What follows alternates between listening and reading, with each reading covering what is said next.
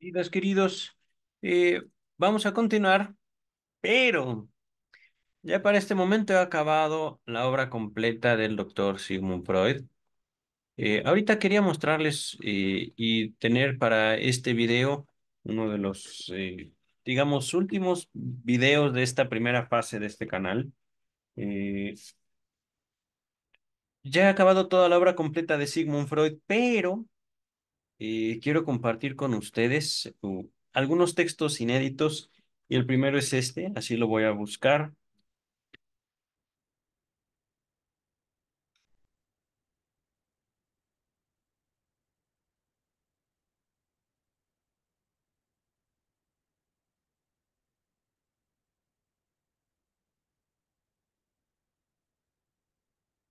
Carta de Sigmund Freud a la madre de un homosexual. Ajá. Es uno de los textos, sí, sí, aceptar y cerrar,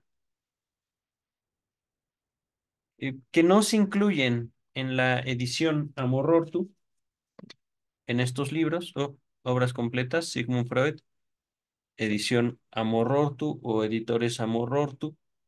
Ajá. No se incluye este texto que sé que existe o sabía que existía. Y también tengo un texto que compartiré con ustedes. A ver, voy a poner esto acá porque si bien es cierto que las obras completas de Sigmund Freud están, digamos, son de obra pública, son de conocimiento público y se pueden compartir, no estoy seguro que esta carta que fue, digamos, enviada ya en los últimos años del doctor Sigmund Freud, cuando ya él se dedicaba a atender cartas que le enviaban, no tanto sus seguidores, sino más bien toda persona que le pudiera enviar cartas, ¿vale?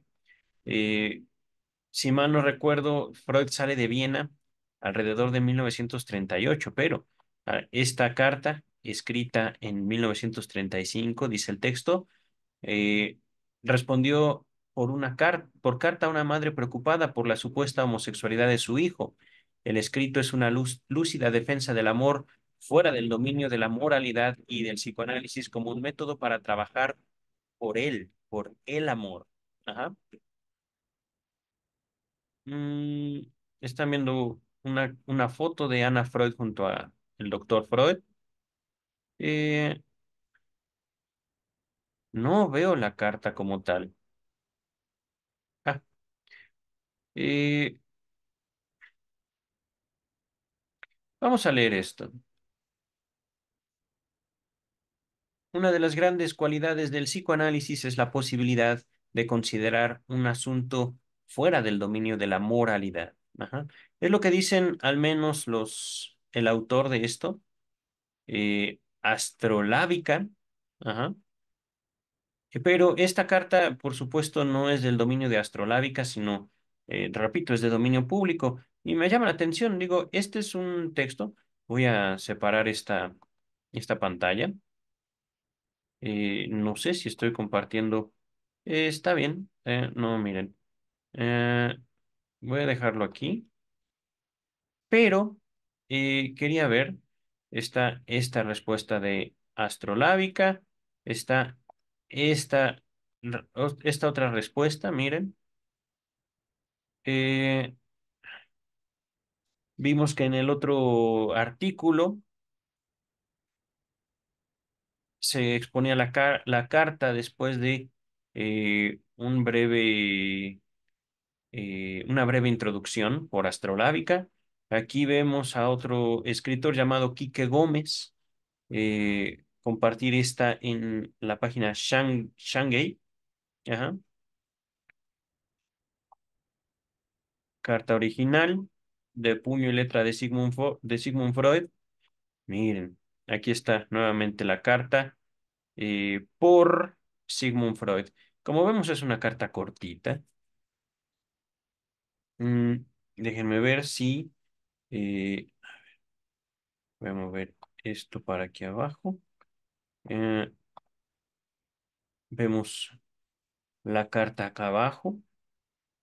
Ajá. Pero como ven, hay muchas publicaciones al respecto de esta carta. Ujú. Eh, yo creo que vamos a leer la primera. Tiene una introducción un poco extensa. Entonces, ya como astrolábica nos había hablado acerca de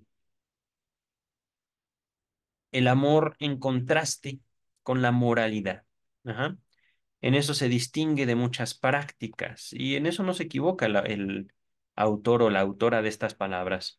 Lo mismo científicas como la medicina que religiosas como el rito de la confesión del catolicismo. El psicoanalista escucha sin juzgar, habla sin pontificar y sin siquiera aconsejado. En pocas palabras, se mantiene al margen, perdón, sin siquiera aconsejando, es decir, y en esto tiene razón, no se trata de brindar consejos, que tampoco los omitimos, debo decirlo, pero no son el fin, no son el objetivo, no son tampoco el medio en el cual vive o habita o se manifiesta el psicoanálisis. Esta posición, llegado el caso, resulta liberadora, pues permite al sujeto de análisis narrar su historia así, perdón, narrar su vida así, libremente, sin que haya alguien, a excepción de sí mismo, dispuesto a aprobar o desaprobar desde un punto de vista moral sus palabras o las acciones que éstas significan. De hecho, aquí es un pequeño error, aunque no sé si decirlo o nombrarlo como error. El psicoanalista escucha sin significado y eso es, digamos, lo que distingue al psicoanálisis. Si alguien, por ejemplo, dice, yo odio a mi padre, no sabemos realmente qué significan esas palabras y se trata justamente de llenarlas de significado acompañado justamente de quien emite esas palabras. Ajá. Foto especial. Esto, por supuesto, así no fue la foto original. Luego se las muestro, que de hecho, esta foto que están viendo en pantalla las tengo yo o la muestro yo ya en los videos que estoy grabando sobre la obra de Melanie Klein. Ya estamos estudiando en este canal Melanie Klein o lo vamos a estudiar en un futuro muy cercano después de publicado este video.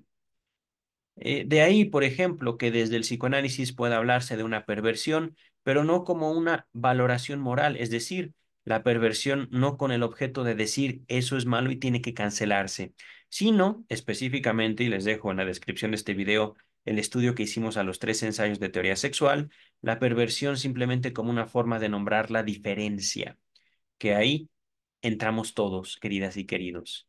Podríamos decir, no es que yo soy un hombre cis, yo soy un hombre que le gustan las mujeres, soy un hombre normal, entre comillas, pero ¿qué te gusta de las mujeres?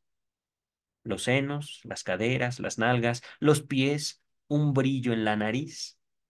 Les dejo 3 ensayos de teoría sexual estudiado, comentado, analizado en la descripción de este video y otro texto llamado fetichismo, textos del doctor Sigmund Freud. Dice el texto, perdón, dice el comentario, así lo hace Freud entre otros lugares de su obra en su presentación autobiográfica, se las dejo también en la descripción. Un texto de notable valor introductorio para quien desee comenzar a conocer esta disciplina. Y sin duda también me incluyo yo, también como estudioso del psicoanálisis, como introductor de la disciplina analítica en tiempos del Internet. Ajá. Ahí la perversión se entiende como el curso natural del desarrollo libidinal, el cual deja el cual deja el origen genital para buscar el placer en otros lugares. Eso en términos muy generales es una perversión, de donde se desprende que en realidad todos somos perversos, comenzando por los niños, esos perversos polimorfos. Relativamente, queridas, queridos, les menciono, por ejemplo, una de las perversiones más extrañas nombradas en los 3 ensayos de teoría sexual, el gusto por la lectura. Ya me ventilé, ya me expuse, pero ciertamente se trata de perversión en cuanto que yo tomo mi energía pulsional, tomo mi energía que yo podría depositar única y exclusivamente en asuntos sexuales para aterrizarla en otros campos que ni siquiera tienen que ver con el cuerpo humano. Ajá. Pero, continúa el comentario. ¿Por qué? ¿Por qué? porque culturalmente, en una noción amplia de cultura, también como recurso evolutivo, se nos lleva a sacar el placer de la genitalidad para ponerlo en otra cosa. Un proceso del todo volitivo, es decir, de voluntad, elección, libertad, ni mucho menos consciente que transita por muchas etapas, algunas más placenteras que otras, lo cual a su vez termina determinando nuestra elección de objeto. Aquí yo he puesto el acento en el volitivo, pero de modo estricto, el autor de estas palabras o la autora, no lo entiendo, no sé realmente si es autora, autora o autore, eh, se refiere a lo inconsciente y de un modo, se aproxima de un modo sutil. Estas palabras fueron escritas, digamos, como para decir, es que el psicoanálisis más bien se opone a la libertad y no es así. Eh, Freud habla a lo largo de toda su obra y pone particular énfasis de la segunda mitad en adelante, es decir, al menos la última mitad de su obra, en cómo la neurosis, digámoslo así, la enfermedad mental, se elige. No es un asunto de hoy salí así, sino es yo me adapté siendo un niño a las demandas que venían de mis papás así. Y así sé que me causa problemas hoy que soy adulto, pero lo prefiero. Prefiero eso a enfrentarme de modo indefenso, de modo incómodo a las demandas que ya me vienen de adulto. Ajá. Voy a ponerlo así. Pero, sin duda, algo de lo que les puedo presumir es haber identificado un curso que no sé cómo o no sé a quién asociar, bajo qué responsabilidad se dé este curso de interpretación del psicoanálisis. Lo diré con otras palabras. Están viendo en pantalla palabras que de alguna forma pretenden decir la humanidad es inocente de sus perversiones. Ujú. Y hasta cierto punto, si bien acá se aproxima de forma correcta, acá el mismo lenguaje lo traiciona. Ujú. Es decir, yo no tengo culpa de mis perversiones porque, después de todo, yo no las escogí. Falso. Y algunas más placenteras que otras. Relativamente correcto, en la medida que todo es parcial. No hay, digámoslo así, un verbo completo. Lo voy a decir así, queridas y queridos. Eh, por ejemplo, dice el texto, en el caso de la homosexualidad, Freud la entendió como una especie de etapa de esta carrera. Parcialmente correcto. Ahorita les digo por qué. Por lo cual pudo asegurar que en toda persona, en cierto momento, y esto es supuestamente palabras de Freud, que no sé de dónde, no sé de qué texto, se puede pesquisar o identificar un fragmento de elección homosexual de objeto. Queridas, queridos, para los niños no importa, son papá y mamá y los quieren. Para los niños no hay sexualidad como un ejercicio genital, simplemente hay ganancia de placer, hay un cierto goce. ¿Ah? Y ya cuando los niños se topan con el cuerpo, están en la formación de su primer objeto de amor. Es decir, y esto lo podemos entender también u observar, perdón, cuando nos encontramos niños autistas. ¿Los niños autistas se masturban? Ah, ah. Los niños autistas ni siquiera establecen contacto con su propio cuerpo.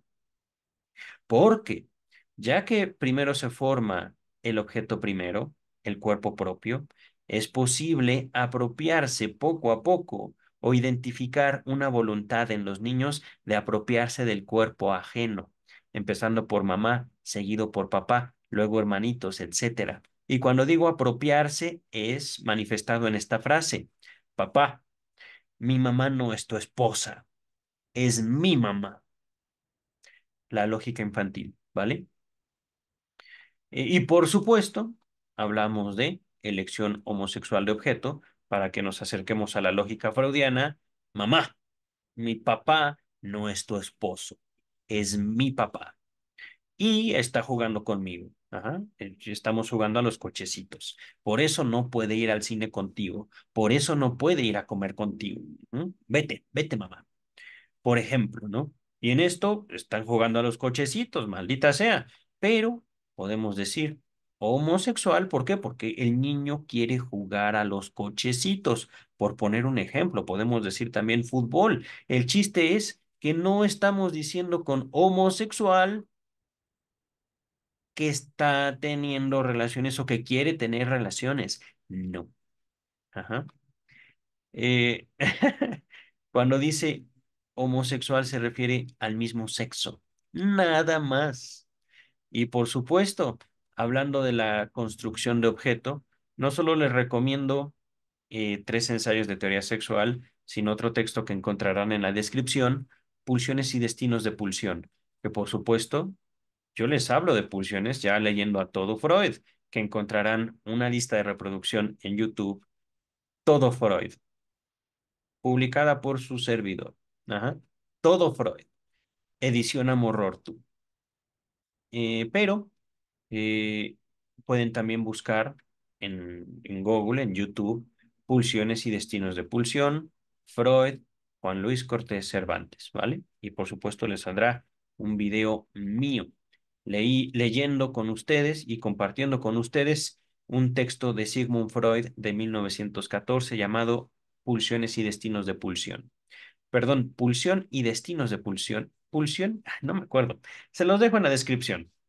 Entonces, ya con un preámbulo más extenso del que querían los autores, compartimos ahora una carta escrita en 1935.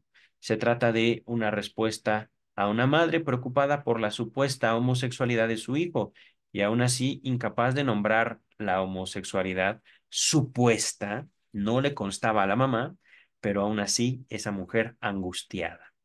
Entonces, otra foto del doctor Freud y su hija, su querida hija Ana Freud.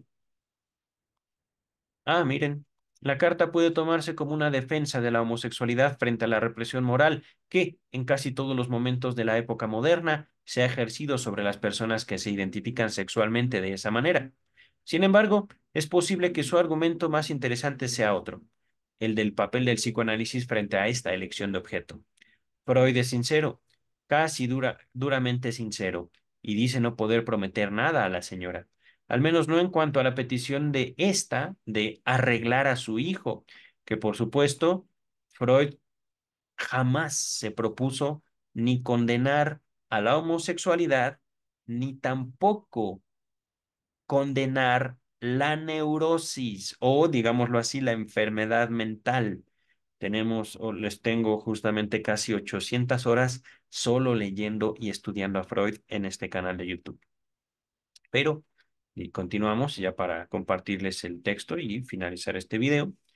A cambio, Freud habla de algo mucho más sensible y trascendente, armonía y paz para sí mismo, para el joven. Freud adivina que el hombre se encuentra atormentado e inhibido. No es adivino, queridas, queridos. Fue esto fruto de un trabajo arduo con los enfermos mentales de su época, los neuróticos, las neuróticas. Les dejo otro texto, dos textos, El porvenir de una ilusión y El malestar en la cultura. Textos del uno de algunos de los últimos textos que escribió el doctor Sigmund Freud, por allá por 1920 y tantos. Ajá. Entonces, Freud asegura que el hombre se encuentra atormentado, inhibido, destrozado incluso, escindido, separado, que esa es una de las contribuciones más valiosas de Freud a la ciencia, de Freud a la humanidad. Y la alternativa que ofrece es terminar con ese sufrimiento. No, no es cierto eso. Es que ese sufrimiento nos dé nueva vida. Se los dice alguien no solo estudiado en psicoanálisis, sino, no puedo decir enamorado, que lo vive, alguien que vive el psicoanálisis. Ajá. Eh, en este sentido, confirma una de las nociones o ideas menos conocidas sobre el psicoanálisis, que este es, por encima de todo, una disciplina y un método para aprender a amar. No, tampoco. Aprender a amar se queda corto. Aprender a odiar también. ¿Y eso qué terapia lo ofrece? ¿Ah? Y no estoy diciendo que el psicoanálisis sea una psicoterapia más, pero ciertamente abordamos al sujeto humano mucho más completo, pero no todo. Dice, ahora sí, carta de Sigmund Freud, 9 de abril de 1935. Estimada señora X, por su carta adivino, colijo, que su hijo es homosexual. Me asombra el hecho de que usted misma no lo mencionara con ese término en su carta sobre él. ¿Puede preguntarle por qué lo evitó? ¿Puedo preguntarle por qué lo evitó? Es cierto que la homosexualidad no es ninguna ventaja, pero tampoco es algo de lo cual avergonzarse. No es un vicio ni una degradación. Tampoco se puede clasificar como una enfermedad. Nosotros, los psicoanalistas, no los psicólogos. Ajá. La consideramos una variación de la función sexual, provocada por cierto freno en el desarrollo sexual. Muchos individuos altamente respetables del pasado y del presente han sido homosexuales, entre ellos muchos hombres grandes como Platón, Miguel Ángel, Leonardo da Vinci, etcétera. Es una gran injusticia perseguir a la homosexualidad como si se tratase de un crimen, que de hecho, y esto no vino de Freud, sino de los sistemas legales a lo largo del mundo, sí se perseguía como crimen, y ya que se dejó de perseguir como crimen, se perseguía como enfermedad mental hasta 1991, me parece. Investiguen, luego lo veremos en otro video. Incluso es una crueldad, ciertamente. Si usted no me cree, lea los libros de Havelock Ellis. Al preguntarme si puedo ayudar, usted quiere decir, supongo, si puedo revocar o quitarle la homosexualidad a su hijo y hacer que la normalidad heterosexual tome su lugar. La respuesta es que, en un sentido general, no podemos prometer conseguirlo. En algunos casos logramos que se desarrollen las semillas embotadas de las tendencias heterosexuales. En otras palabras, en algunos casos no es que quitemos la homosexualidad, sino que podemos hacer renacer un cierto deseo heterosexual. Cierto deseo no es cierta conducta, dice el texto, que están presentes en todo homosexual, pero en la mayoría de los casos, esto no es posible. Se trata de una cuestión de calidad y de la edad del individuo. El resultado del tratamiento es imprevisible. Por lo que el análisis o lo que el psicoanálisis puede hacer por su hijo corre por una vía distinta. Si él es infeliz o neurótico, si se encuentra destrozado por sus conflictos, si su vida social está inhibida, el análisis quizás le brinde armonía, paz de mente, eficiencia plena, sea que se mantenga homosexual o cambie. Si usted decide que él debe analizarse conmigo, pero no espero que usted piense eso, su hijo tiene que venir a Viena. No tengo ninguna intención de salir de aquí. Sea lo que fuere, no deje de responder. Sinceramente suyo, con los mejores deseos, Sigmund Freud. Ciertamente, como pueden ver, es exactamente la misma carta. Ah, miren, acá se encuentra una postdata.